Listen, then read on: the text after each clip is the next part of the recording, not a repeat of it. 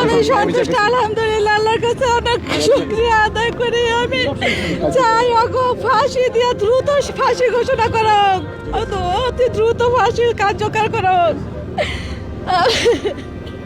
আমার নিরপরাধ আমার সন্তান মৃত্যু সম্পর্কে বোঝার আগে মেয়ে বলেছে ওরা আমার সন্তানের মৃত্যু বোঝার আগেই মানে বলেছে এই দেশে বাঁচতে দিল না। আমি অতি দ্রুত ওকে ফাঁসি চাই, ওকে ফাঁসি ওকে 3,000। আমি তুহিন গাজী সম্পর্কে বলতে চাই, তুহিন গাজী কোনো শিশু হইতে পারে না। ও যদি শিশু হইতো তাইলে ও আর ফাঁসি ও খুন করতে পারতো না। ও শিশু না, ও খুনি।